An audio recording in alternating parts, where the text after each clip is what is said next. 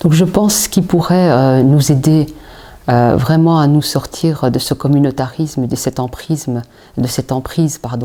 de l'islamisme, c'est qu'on puisse être, que d'autres voix puissent être soutenues, des voix de personnes qui sont issues de familles musulmanes, à pouvoir s'exprimer, à pouvoir exprimer ce qui se passe à l'intérieur des familles, qu'on puisse être soutenu par les politiques.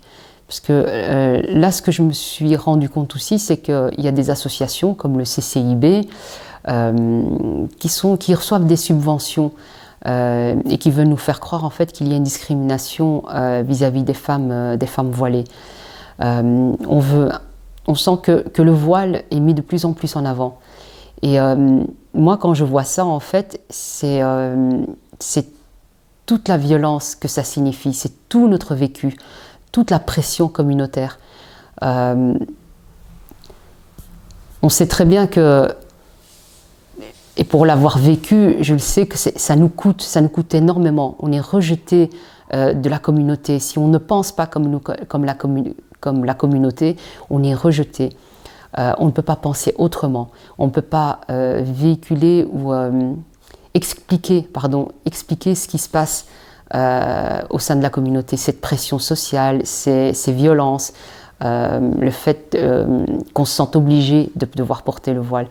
Donc, le fait d'être soutenu, de pouvoir avoir aussi une place pour nous exprimer, que ce soit dans les médias, donner d'autres voix, est très important. Il faut qu'on puisse tous se mettre ensemble. Il ne faut surtout pas aussi que les personnes qui ne sont pas musulmanes, il ne faut surtout pas qu'elles s'empêchent aussi de penser, qu'elles puissent aussi s'exprimer par rapport à tout ce qu'elles voient. Donc, ce qui pourrait nous aider à sortir de ce communautarisme, c'est qu'on puisse être tous solidaires, qu'on puisse être soutenus aussi bien par les hommes politiques, les femmes politiques, que par aussi ces féministes, ce nouveau féminisme entre guillemets intersectionnel qui accepte qui accepte les femmes qui revendiquent le voile, comme si c'était une liberté et un choix. Or, nous qui avons grandi au sein de cette communauté, qui voyons de l'intérieur ce qui se passe, ce qui se dit, le vrai discours, c'est une violence qu'on reçoit. Parce qu'on sait ce que ça peut nous coûter. Prendre une position, ça nous coûterait d'être rejeté de la communauté, ça nous coûte d'être rejeté aussi de la famille, ça nous coûte de nous faire pour nous faire traiter d'apostats, de recevoir des menaces, des insultes.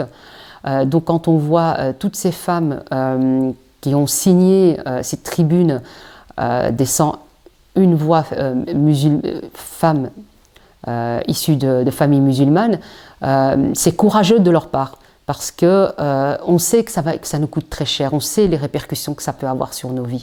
Et donc, il faut que ces femmes, que nous soyons encouragées, mais que nous soyons aussi, qu'on puisse avoir la place, et dans les médias notamment, qu'on puisse nous laisser nous exprimer et qu'on puisse être soutenus, que ces voix-là puissent être de plus en plus entendues.